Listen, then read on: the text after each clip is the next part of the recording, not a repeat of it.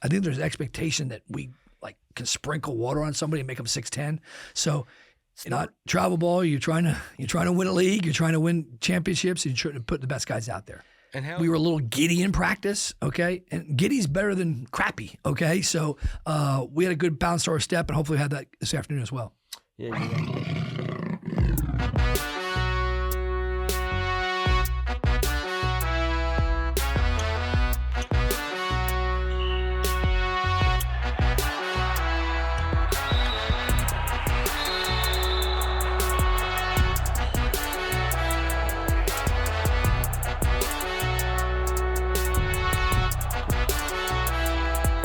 Hello, everybody. This is Justin Gray, sports editor for the Bell Ringer and communication major at Augusta University, with another edition of the Dip Mitras Show from Bell Ringer Phoenix Media. In this edition, we will discuss the Jaguars' homecoming win over North Georgia and also the road victory over Georgia College. We will also prepare for USC-Beaufort and much more. Our panel includes Augusta University head men's basketball coach Dip Mitras. Welcome in, Coach. Appreciate you having me, and look forward to talking. Yeah, big weeks ahead. Last Saturday, North Georgia at home, homecoming game. It was a packed crowd. It was an awesome atmosphere. You guys put on a show in the second half. First half was slow going, really kind of boring basketball game, and then second half was as exciting as it gets. They're a really tough team. I don't really know how they are where they are at 8-9 in the conference. But, going into that physically, that's going to be one of your toughest games. What were the, vibes like around the guys before that one? Well, we lost to them up there, and that's always not nice, but you're coming back to play a team you've lost to. And we respect them. I talked to their coach beforehand, and we talked about it. He has had 4 or 5 games they could have won or should have won that didn't win, which causes their record not to be as good as they want it to be. No, we played well. We had really good down the stretch, and it's a good win, especially to get at homecoming.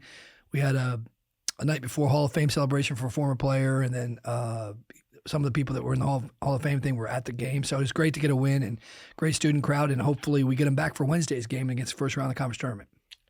Yeah. First off, in that game against North Georgia and you guys, it's got to be rough to be a referee. Yes. Both ends down, you're going to be hearing it from both of you guys. And there was some bad officiating in that one. Ironically, our supervisor official was there. Really? And I told you, Jerome Hall's, PJ Hall's dad is the heir apparent for it. I reached out to him after the game, to Jerome. I said, the referee with under 2 minutes, there was a foul in front of the bench. I said, hey, is it side out, right? He's like, no, it's a baseline out.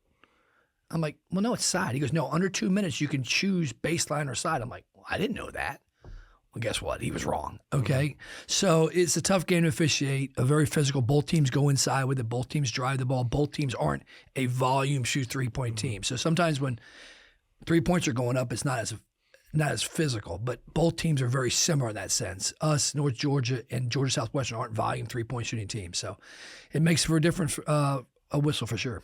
And Aiken has kind of moved into that, that the same way as well yep. this year. But, yeah, it's really impressive when you do watch North Georgia because they somehow score a lot of points. And like you said, even last year when they were Elite 8 team, they did not shoot the three. Yeah, they didn't shoot well. They sneakily, they get a lot in transition. People don't realize they may not average, but remember we lost to them up there. We gave up like 12 points in transition in the first half. Mm-hmm. I think they had like a lot of turnovers. Yeah, turnovers. And the main thing is they do have that initial thrust going down the court. If they don't have it, then they'll pull it back out. So, and then the first half, they had 2 or 3 possessions where they scored under 5 on a shot clock. So now they're a good team. They run. Dan does a good job. They're disciplined. They have a plan, and it was a good win because I think you're right. I think they're a good team. 1 or 2 losses here gets you, hosting a first round tournament game. Yeah, and this is a team that probably. Like you said, a few games go differently. They're hosting a tournament game, and now they're going to be going on the road more than likely here. Caden Childs throughout the year was the National Player of the Week. Right. And then has been struggling lately, so it happens everywhere. And A.J. Watt, obviously, we talked about him last week. You kind of just let him do his thing and then hold everybody else back. He did for about 33 minutes of that game, dominated. Yep. And he had 23 points about that. I believe I looked. He had 23 and Meach had 21. And I always keep up with I like to see who's going to wind up winning the battle. He finished with 23. Yeah, Meach finished with 32. Yeah, we put Meach on him And then we put Evan on him. Not because the other guys couldn't guard him. He was really going hard off the ball screens with some action they're doing. So Meach was able to kind of not let him get to that stuff because he's so much bigger than him. So he had a big turnover when he slipped on the baseline or whatever happened in front of their bench. So, no, we did a good job down the stretch. And we kept saying, this is the guy that's carrying him. There's nobody else. Up there, whatever Hunter's last name is, banged a bunch of threes in. So, no, he's a good player and one of the better players in the league, and very proud of the fact that we were able to guard him the last 7 minutes of the game. Yeah, and AJ had a lot like John St. A little mix of John St. Germain and Meach. He'll shoot the mid-range and drive. Yep. When you're in the middle of a game like that, I believe we talked about it, how hard it is to win at Christenberry. Mm-hmm. You guys were down by 5 with 3 to go. Mm-hmm. And how do you, look, guys, we can still win this game? Because, players automatically, they start thinking, is it really going to happen? Yes. Well, a couple of things. One, you look at the scoreboard. One thing you always check is, are we in the 1-1 yet? Okay, so therefore, if you get fouled, you have a chance to shoot 2 free throws, or is the other team 1-1? So that's a factor. And then you kind of start to count possessions. Okay, we're down this. You don't go, hey, we're down 5, we shoot 3. Let's just make a basket, okay, and put the pressure on the other team. And then somewhere in that mix, you have to get stops. And sometimes those stops lead to transition buckets. Especially, I read something many, many years ago that 72% of your points in the last 5 minutes of the game are scored from the free throw line. And I would argue that's probably correct. So you have to be able to get in 1-on-1 to get to the free throw line, but more importantly, get those stops, give off a rebound. I remember a big play was, I remember telling during a timeout, they took a shot and Evan blocked out, and John St. Germain got a defensive rebound on the weak side of the glass to lead to something. That was a huge play because I can't remember the score, but that was a big rebound because he had gotten some offensive rebounds before. So, no, you just want to get it close enough, and you have the ball, you don't have the ball, and you try to win the game. There was probably a play that late in that game that probably should have been a technical foul. Was a very, very hard rebounding play. Yep. He shot into John and spent John in the air a little bit. But in case anybody doesn't know, that game went down to the wire. Jags, Meach hit a 3. Dimitri Gardner with, a minute 30 on the clock to make it 60-58. They come down, miss a shot, get a rebound, go back out and get an and-one opportunity and go up by 1. On the way down, Jags take about 30 seconds off the clock. Evan Joyner makes a three-pointer, and we wind up winning by 2 after the turnover and all. But how big is Evan being? I mean, we've talked about him time in and time out. He feels like the X factor for this team. He is. He's mature, okay? And, he's had nights where he hasn't played well, but his maturity is not because of him trying to do things he can't do. Defensively helps us. For pretty much the perimeter guys he can guard, he has a hard time with the physical 4s, but, we've kind of switched our lineup a little bit to avoid that. Some nights we can play him a lot at the 4, other nights we play him at the 3. No, he's a mature guy. Great that he made the big shot because, like I told you, we had a discussion about, hey, you got to shoot the ball. You can't just be out here being a blend guy. No, he's a mature guy. We're glad we have him for 2 years. We missed him early in the year. I knew he wasn't going to be a guy that's going to be an all-league guy, all that stuff, not right away. But I knew he was a good blend guy because he's an unbelievable dude. And coach's son is willing to do. We draw up a play, he knows exactly what it's for. If something happens, he knows exactly what it's for. So it's great to have his knowledge on the court and his length and his rebounding, no question. Yeah, he's a lot like Jaquez Kirby without the foul trouble. Yeah, without foul trouble. He stays out of foul dunks. Trouble. Yeah. He's been very impressive, and if he can find the 3-point shot, you guys instantly become a lot we're a better more team. dangerous. Yes, no question. So, like we said, there's a very real possibility North Georgia comes back down to Augusta next week. That would be Wednesday at 7:30. Yep. The ladies' game will be before. Yes. That's up in the air. I'm not really sure who they'll play, but it'll be different teams. North Georgia's number 1 in the women's side. Yeah. So when you have to play a team basically a week apart, does that change things? It does. And the weird thing is, I was thinking about it here. We played them on Saturday. We played Georgia College on Tuesday. We're playing Beaufort on Saturday. So it's really 2 games away. So there's a situation in our league right now that Columbus could play Georgia College on Sunday, turn around and play on Wednesday. You don't want to do that. That's really tough. Ironically, my daughter and them, they won last night, so they're avoiding to play the team they're playing Saturday in the first round of the Southern Conference tournament. You don't want to play somebody Saturday, turn around and play on Wednesday. Nobody likes that. So, 2 games away, that's a long time in players' minds, in my mind. And obviously, there's other situations. Still could be it can't Could be be Lander. anybody, yeah. It could be It could be- Flagler or North Georgia. Those are two options. Yeah, I believe. I think we got it figured out that it could be that either one of those two. Right. We're not going to finish first, and depends how we do Saturday. Finish whether we finish third or not. If we finish third, it would be Lander. Yes. That's the only way it could be Lander. So win Saturday, it's Flagler or North Georgia. Yep. But we'll have more updates on that to come. We'll talk a little bit about the Georgia College win on Wednesday. I don't know if many people knew this game was even going on with it being on a Tuesday night. People are so. I didn't get my usual schedule-oriented. text after the game, so it must not, because people usually text me after the game to watch it. Right. It was weird for me. Like I usually edit the post that I'm going to make the next day, and I woke up Tuesday morning. I was like, I didn't do that last night like I usually do because I'm just so routine oriented. But you guys basically just went and handled business. Got down 18-11 early, and from that point on, I think we went on a 38-15 run to end the half.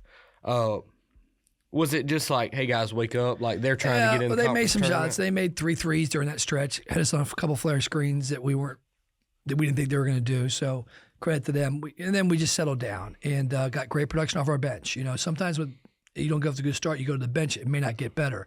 But TJ Baker helped us. Shavon helped us. He's been in the doghouse a little bit for some things, but he came in and helped us a lot. So, you get production off the bench and your normal starters. Remember Max got poked in the eye. He came out early in the game. So some weird stuff like that happens that gets you out of your flow. But no, it's a good win, and it's nice to get a win down there and puts yourself in a position to go to Beaufort and seal the second seed. You guys were up by 18 at the half, I think. 16. 16, I think, 16. Or maybe 17. It was one of those. And after the half, about the 12-minute mark, it was 9 fouls to 3, which felt like it was just like, come on now, what are we doing? Yes. Funny enough, TJ Baker fouled out, which is just weird when and Lewis backup. Yeah. 2 guys fouled out. Two guys. Lewis fouled out early, like Yes. 14, 13 minutes left in the half. I heard TJ say on the bench, that's the second time I've ever fouled out in my life. It just doesn't happen. Probably the second time he's guarded in his life. No. So what is that like when you're up big and you kind of feel like it's trying to – because they shot a lot of free throws. Yeah, in they the shot a lot second of free half. throws. They were 20 for 20 actually at free throw line. We were 14 for 14 in the first half. So, sometimes when you get down, to me it looked like they came out in the second half and said, we're just going to drive the basketball, okay? So, and some of them were fouls, some of them were technique fouls. The frustrating thing is when you drive it and we get called for a foul, that's a foul. But on the other end, the one possession I got a technical, we got fouled like 4 times on the play. Literally got the offensive rebound. Somebody got hit on the arm. We got the offensive rebound. So, yeah, it's just part of the game. And, you get – hopefully in the conference tournament we get the best of our officials and, the game's called consistently. Yeah, I wanted to mention Max with another double-double. Mm-hmm, sure did. He's tied for 4th still in the country. Obviously, he's got – this is not updated from the last game. So he's got 17 now. And see, what's the most? Is that the most double doubles you've ever? Got to had? be the most. I don't know, but I didn't. I knew he had a lot, but I know he had 17. So he's got 17. And how many we played? We played 27. 27. But he didn't play one because of the Phantom F2. So it's 17 out of 26 games. It's pretty impressive. Yeah, very impressive. And probably a really good shot to get 18. Yeah, hopefully, Saturday, yes, more than hopefully. likely. He's rebounding. It's just, man, he gobbles them up. That's the only way I can tell you. And, one of the things we do offensively is we kind of keep him around the basket so he's not out in the perimeter. Sometimes when he goes out in the perimeter, he has a tendency to jack a 3 like he did the other day. He's had a great senior year, and hopefully keep rebounding. Hopefully he's going to get some type of all-conference nod. There are certain coaches that respect certain numbers. For example, the coach of Georgia College is an ex-post player. Like he said, he's like, man, those rebounding totals, man, are like he appreciates it. So some people look at other things. Well, he can't do this. Man, every team could use a guy who gets 10 or 11 rebounds pretty much every night. Yeah, I mean, he's been insanely impressive on the boards. And let me add this. I don't know if it's that year. The last time somebody had double-figure rebounds in Augusta University basketball was like 1985, 86. Okay. Wow. I was still playing college basketball when that happened. So it was either that or 81, 82. Yeah. Averaging 10 rebounds is hard. He's going to do it back-to-back years, hopefully. And I think the offensive rebounds have been something that have come along throughout the year. Yes. How big is it, in these conference games to get second chances like that? And yes. Automatic sometimes. Yeah, you want to get second chance opportunities. They also often lead to fouls when you get second chance opportunities. I can't remember what game we had, but there was a game we said, hey, they're converting all their offense rebounds. We were getting a lot. We weren't scoring them. And, we're shooting a high percentage, so you don't have as many opportunities. But, if you're shooting 50%, that's still missing half your shot. So, like I said, it's a nice X factor to have, and we got to get everybody else rebounding as well. And John St. Germain with 27 points, 10 of 11 on free throws. So, a little inflated, but played really well. He kind of put you guys on his back. Obviously, yeah. The stretch in the first half it was really good. Yeah, so I remember that. Yeah. We talked about it before. I didn't realize that Meach had 22 in that. When I said he was off the hour, I guess he was only 3 points off what he needed. But, when you have a point guard who's able to, like you always say, command the gym when you're the point guard. Yes. John does it better than a lot of people. Really good. Yes, he didn't do best. it early in his career, but he's definitely doing it, and I'm starting to see TJ do it a little bit. So it's very important to do, and he really, really got to the rim. In the first, if we get misses in transition, he can get to the basket, and they don't have a lot of shot blockers, so that helps him to get there. And he finished a bunch of them against Georgia College. And then you got some good minutes out of Shaven Torrance and Elias Palson, guys that are playing, well. Elias is struggling in certain parts of his game, but I saw Shaven really turn it up on the glass. Yeah, so a little bit. Shay has been in my doghouse a little bit for some things, and ironically, kind of put it two together. His grandparents grew up in Milledgeville, okay, who raised him. So they had probably 20 people there. I looked up and I said, that looks like Shay's grandfather's brother, and sure enough, it was, because it looked just alike. So I'm happy for him to win, but more importantly, got a chance to play in front of his family, and he helped himself. I always say that if you go in there and you play well, you help yourself, and he definitely helped himself against Georgia College. And then a guy who is kind of in and out of the lineup and the rotation, Zaire Edwards. Mm-hmm. He had a really good game up at Lander, probably kept it respectable, honestly. Yep. He's a guy that some night, is it just a matchup it's a rotation thing. Yeah, some things, that he does well and doesn't do as well. As the year progresses, you kind of shorten the bench as not as much as you can, but you do. And we're down to 7.5, it was 7, and Shea was 8, and he was 8, and they kind of rotated back. Actually, so I had one of the best practices yesterday, and the way Beaufort plays, we'll get an opportunity because of the pressure. It's a long year, and you get your opportunities. You got to take it, make them when it's best, and without him, we don't win the Columbus game at home. I realize that. So you just got to keep plugging along. It's it's not travel ball. You're trying to win a league. You're trying to win championships. And you're trying to put the best guys out there. And how impressive, from guys like him, this day and age of college basketball. It's sticking around. Yep. If you're not playing, you're gone. Yep. And he's a guy who there's been games where he hasn't got a minute. Yep. Last year he kind of bursted onto the scene before John. Yep. And then got hurt and some things happened, but he played really well at North Georgia. Then this past Saturday, didn't play against North Georgia. How impressive is it to see a guy still come in and work? Well, it's a couple things. And ironically, we gave an award out at the senior celebration for Max to the hardest working underclassman that depicts the spirit of competitiveness, named after Ty Vaz Monroe, who played here, who got killed tragically 2 years ago. And Ollie got it, okay? Because, Ollie's on that cusp too. He's right there. And the good thing is what everyone's got to learn to do is playing more important than winning, okay? Winning's got to be the most important thing. And, you can't play everybody, but winning is the most important thing. We keep score, there's records, there's rankings, there's conference standings. So we have to sometimes as a coach determine, who can help you win. Many, many years ago, I read something. If you're not winning, you can play more guys or play less guys. And you just got to make that decision. And we had a stretch where we were playing too many guys. And, they'll get another opportunity. Your ankle sprained away from playing 25 minutes in a game. So, like I said, we just got to keep plugging along. And the main focus is on now finishing out this year against Beaufort and trying to get a conference tournament title. You're listening to the Dip Meecher Show. So we'll preview USCB a little bit. We've already talked about them, obviously, because we played them already. Beat them here. It really was a blowout for a lot of it, and then their play style kind of got them back in the game, 105-96. I think we scored 95 and up in every game we played against them in the last 2 years. So against a play style like this, is it better that they play so differently, or is it tougher to prepare for? Well, the good thing is we had 2 days to prepare. When we lost to them last year down there, we were coming on 1 day of prep, and we hadn't really seen this style. So when they press, you're going to choose to attack pressure or not attack pressure. Fayetteville State, who beat them early in the year, was a low-scoring game. We'll attack their pressure. They know that. They've only lost 2 games down there this year. Okay, they lost to Flagler on a last-second shot and lost to Columbus the other day. So they've beat everybody else in the league at home. And I don't know if they've even lost a non-conference game at home. They got a good team. Hard style because it's not about they're all going to shoot it, okay? So, we're big on preparation. Zach's putting clips together, and this is what this guy does. This game is like, hey, this is what they do. Guys are going to shoot. They're going to drive it. So it's a little bit difficult at times. But the good thing is when you play somebody so different that you haven't played early in the year, your guys' attention span in practice is good. So yesterday, we were a little giddy in practice, okay? And giddy's better than crappy, okay? So we had a good bounce to our step, and hopefully we had that this afternoon as well. Yeah, you're right. They've only lost 2 games at home this season. Only played 9 on the entire season. But yeah, this is a team that's really tough. You mentioned the Fayetteville State game.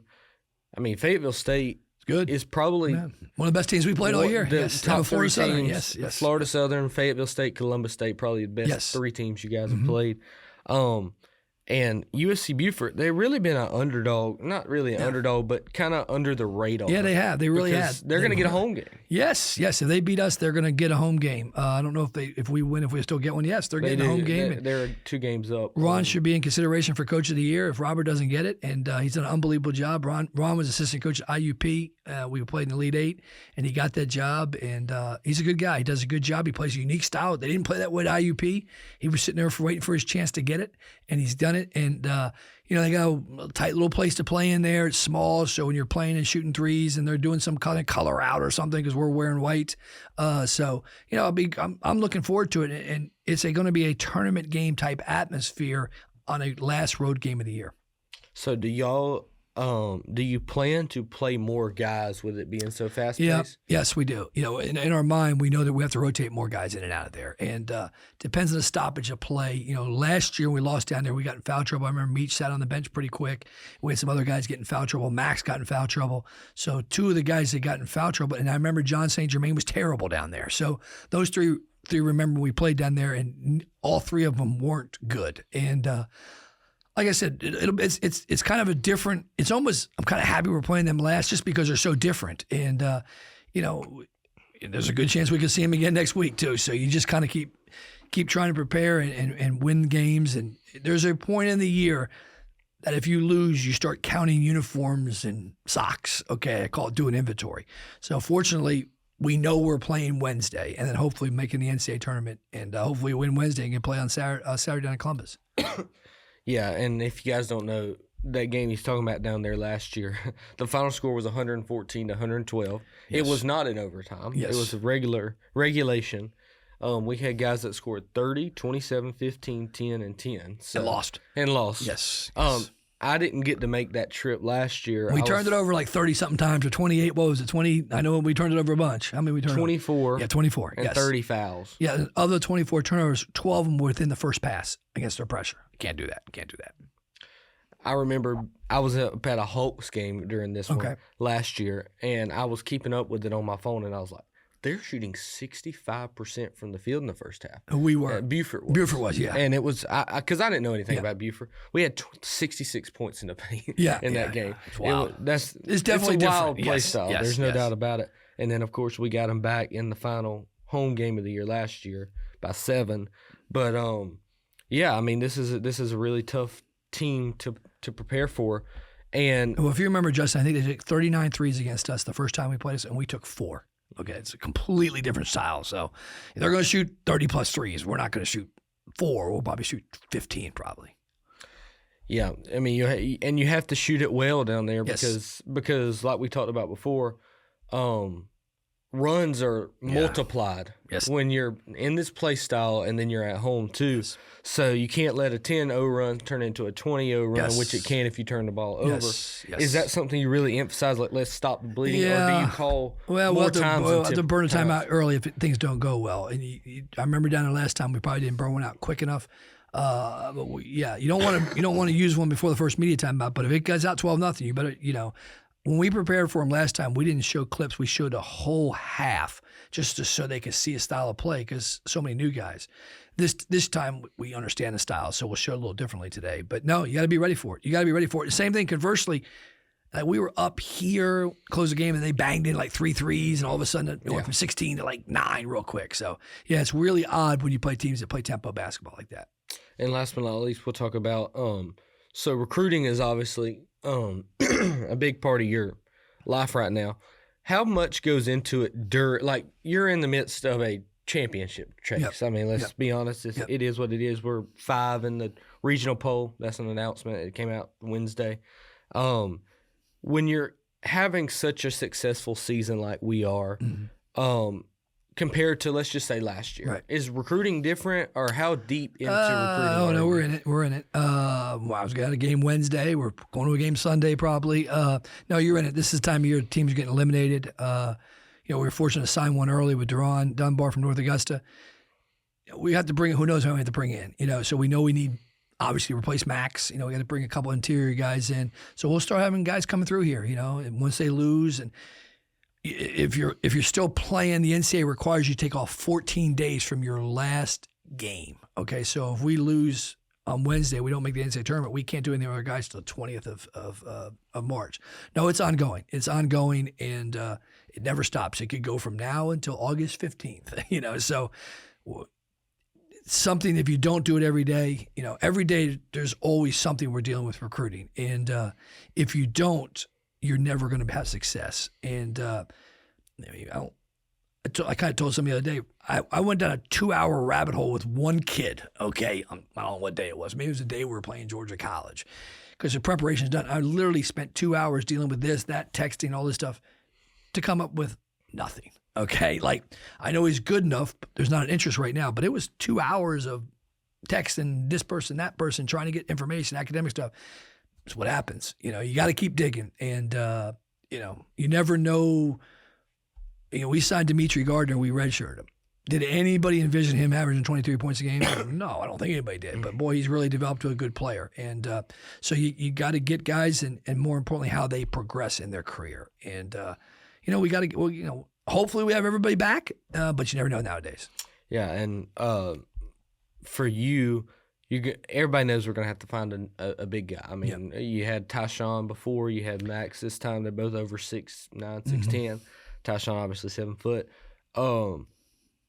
You've went to the transfer portal for both of them. Mm-hmm. Is this a situation where you always want to keep bringing in a veteran at that position? Yeah, we've been very honest with people we're recruiting. We say we have to bring in an impact 5-man, okay? And that would probably be a transfer. It could be from Mars. It could be from another country. It could be a transfer. It could be JUCO. It could be from anywhere, okay? So literally we feel we need that guy. And then we need another one probably. So it's something I'm very fortunate Coach Garrett who's been helping me right now. He was really, really good. And then we had a 1-year stoppage with a kid named Alex Smith, who was a stud from William & Mary. Like, we lose that team that very next year, Alex comes in, average double-figure points. We go back to Elite 8, And then we've had Tyson. So we've had a fortunate to have some really good ones. I think there's an expectation that we can sprinkle water on somebody and make them 6'10". So in order to recruit size, in order to have size, you have to recruit size. And we're not friendly to take chances on guys, but we definitely need an impact guy. We have no idea who it is right now. So, but that's everybody in the country, I think. And is that something like recruits? Obviously you go to recruits, but have you had recruits in the past be like, hey, they develop big men, or is that like your reputation? Yes, you can get some of that. We're dealing with one right now that played in AU. So you deal with certain things. It's hard. And somebody got to get lucky a little bit. And when we were recruiting Max, it kind of dragged on because he had some opportunities to go some places. And I remember we didn't sign him till probably late June, and probably started recruiting him in early May. So. Recruiting makes no sense, 0 sense. And but we kind of know what we want. The underrated stat, I'll go back, is rebounding. Max gets every rebound. The one coming in's got to be able to rebound. Now, we've got some other guys, but we got to get somebody who can rebound the ball, and scoring would be nice. Yeah, and talking about Dunbar, the guy at North Augusta that we signed back in, that was probably early October, November. He's playing state championship on Monday. Is those? They're in the lower state. Yeah, they play at 4:30 in Florence. We have practice, and because we're playing Wednesday, we won't make it. The state championship's usually in Columbia, but I think it's back in Florence. So Hopefully we can't go because we'll be playing the Peach Belt tournament. But if we're not, we'll go up there, I'm sure. And he's been selected to play an all-star game in the state of South Carolina. That will happen probably around regionals, usually around that date. So, yeah. Phenomenal player. I think Zach mentioned on the buzz. Did you hear anything about the end of that one? Oh, yeah, I got the rundown. Oof, wow. It seems to me like Greg kind of got screwed. The kid got a rebound foul, and next thing you know, people are shooting free throws, and then in overtime, the coach got ejected, or assistant coach for Gray. I've been to North Augusta. It was packed in there, and, they had lost to Gray early in the year. Yeah. And, same thing. You got a rebound, you got fouled, and you start doing things. You can't do that stuff, and if it costs you a possession, it's bad. And I'm not blaming the kid, but whatever happened, next thing you know, the game's in overtime. And, it's a tough way to go out if you're Gray, especially, I don't know if they're in the same region. I think they might be. And now they're getting ready to play a Wilson team that's really talented. I saw the South Carolina high school thing in the summer. I basically said, well, North Augusta is going to play Wilson probably somewhere in this thing. And I'm not sure it was the other side, but they're two of the better teams in that state. Yeah, for the quick rundown, it seemed to me like what I read on Twitter is the guy started mouthing off with the student section. It wound up getting all kind of crazy. Anyway, both teams got technicals, right? Yeah, yes, something like that, yes. At the time, Gray led by 2 points, made one of their free throws. No, they were led by one. By one and made one free throw. North Augusta Dunbar made both of his. Yep.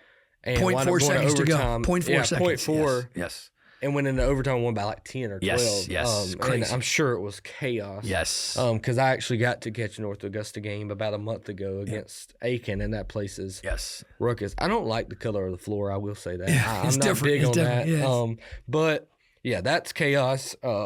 Basketball always brings something new. Yes. But I think that's all we've got here today. We'll try to have an episode early in the week next week with the PBC tournament coming up. I tried to convince my wife to come, but she won't go on the mic. I said, you should come. You should get your input. But she shot me down pretty quickly. So we should get Miss Heather on here. Yeah, she actually was listening to the podcast you guys were doing. Something about you got in a fight with somebody or something. Is that bad? I don't know. Jackson back there laughing. Because she was on the way to bed. She was in bed. I'm like, what is that? What are you talking? I said, what is? So you got in a fight or something? No. There was a guy at Lander up a few rows above us, and he kept on and on and on. And I finally just looked back at him, and Elias's friends were you should punch that guy. Don't do me. that. I wasn't going to do that, but the guy was really annoying. It's all in fun. Yeah. But and then I talked about back in December, not my proudest moment. I went to fight someone, but they didn't show up, so it doesn't matter. Dang, he's got a mean streak about him out there. No, I don't know. But I did hear it because she was listening to. I'm like, what is going on? Because I was doing whatever I was doing. So yeah. I was trying to get her on the show, but she shot me down. So that was back at Lander. Not a good environment for me. But that's all we got here today. Thank you everyone for listening. We'll be back at some point next week with another episode. The Dip Meter Show is a production of Beringer Phoenix Media. Jasmine Garcia is the TVC Lab coordinator. Jaxon Garner is the producer. Dr. David Bulla is the coordinating producer. We're coming to you from the TVC Lab in University Hall on the Summerville Campus of Augusta University. You can find us at aubellringer.com, on Spotify, and on social media. Please send your comments to bellringerproduction@gmail.com. Have a great day and listen again soon. This is Justin Gray saying so long. Back at you next week. We're out.